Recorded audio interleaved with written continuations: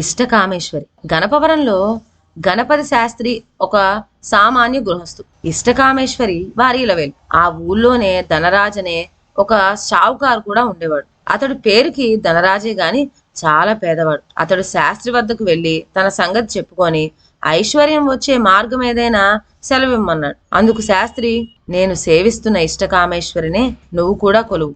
ఆమెకు మన మీద దయ కలిగితే మన కోరికలన్నీ సిద్ధిస్తాయి అన్నాడు. ఆ మాట విని ధనరాజు, నేను వేరే పూజంటూ మా ఇంట తతంగంగా పెట్టుకోవడం ఎందుకు?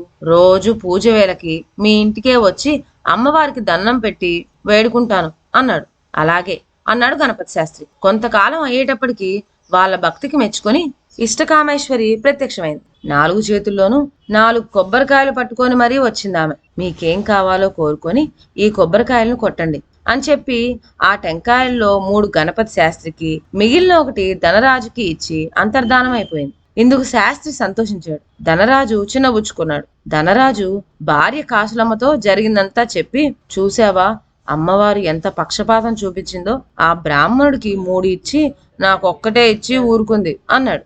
కాసులమ్మ, పోనిద్దరు బాగుపడే గీత ఉంటే ఈ ఒక్క కాయే చాలు, తొందరపడి ఏదో కోరేసుకొని కొట్టేయకండి, ఏం కావాలో ఇద్దరం కూడబలుక్కొని మరీ కొడదాం అని సలహా చెప్పింది. భార్యాభర్తలిద్దరూ తాపీగా కూర్చొని తామేం కోరుకోవాలో ఆలోచించుకున్నారు. ధనరాజుకి ఐశ్వర్యం కావాలనిపించింది. ఆ ఐశ్వర్యాన్ని అనుభవించడానికి కొడుకులు, కూతుళ్ళు, మనవలు, మునిమనవలు కావాలంది కాసులమ్మ.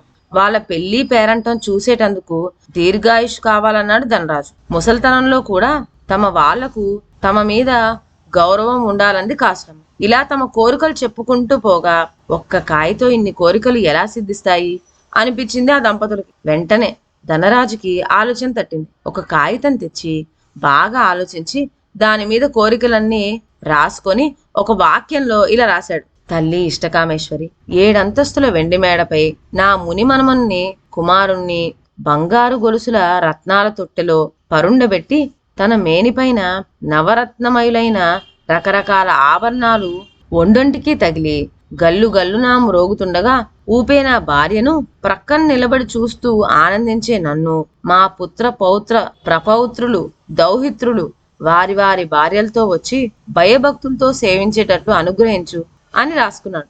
ఇది వినటంతోనే కాసులమ్మ, శబాష్, మంచిగా బాగా మిడిచారండి, ఆలస్యం చేయకండి, తూచా తప్పకుండా కోరేసి టెంకాయ కొట్టేసేయండి అంది. భార్య చెప్పినట్లు ధనరాజు కొబ్బరికాయ కొట్టేసరికి వెంటనే వాళ్ళుంటున్న ఆ పాత కొంప 7 అంతస్తుల వెండి మేడగా మారిపోయింది. అంతవరకు ఉత్తి పసుపు బొందుతో ఉన్న కాసులమ్మ నగలతో దగదగా మెరిసిపోతూ ఉంది. అంతేనా? అంతవరకు పిల్లల్లేని ఆమె నెలలు మోయసాగింది కూడాను.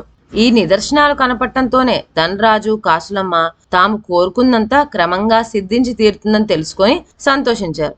ధనరాజు కాసులమ్మతో సంప్రదించినట్లుగా ఈ విషయంలో గణపతి శాస్త్రి భార్య సోమమ్మతో సంప్రదించలేదు. సోమమ్మకు పుట్టినింటి వారంటే ఎక్కువ అభిమానమని, వాళ్ళకి ఏదో విధంగా ఉపకారం చేయాలనే చూస్తుంటుందని అతని అనుమానం. అందుకని శాస్త్రి భార్యతో సంప్రదించకుండానే మనసులో వరమేదో కోరుకుని ఒక టెంకాయ కొట్టేబోయాడు. ప్రక్కనే ఉన్న సోమమ్మ అతడు అనుకుంటున్నంత పనే చేసింది. ఏవండోయ్, 2 కొబ్బరికాయలకు మీ ఇష్టం వచ్చిన కోరికలు కోరండి, 3వది మటుకి మా వాళ్ళ ఇల్లు మన ఇల్లు బంగారంతో నిండాలని కోరి మరీ కొట్టండి అందామె.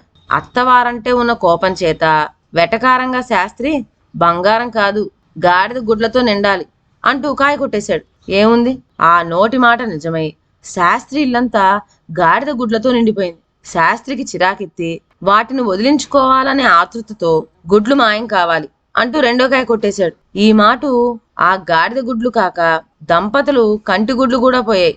తలమని తలంపుగా తనకు తన భార్యకు ఇలా అంధత్వం కలిగినందుకు శాస్త్రి విచారిస్తూ ఆఖరి కాయ తీసి ఎప్పటికి మళ్ళీ కళ్ళు కనపడేటట్లు చెయ్యి అంటూ అది కూడా కొట్టేశాడు. దానితో వాళ్ళకి మళ్ళీ దృష్టితో పాటు బుద్ధి కూడా వచ్చింది. ఇదండి వాళ్ళ కథ. మరొక మంచి కథతో నెక్స్ట్ వీడియోలో కలుద్దాం. అంతవరకు సెలవు. నా ఛానల్లోని కథలు మీకు నచ్చినట్లయితే నా ఛానల్ను లైక్ చేసి సబ్స్క్రైబ్ చేయండి. షేర్ చేయడం మర్చిపోవద్దు.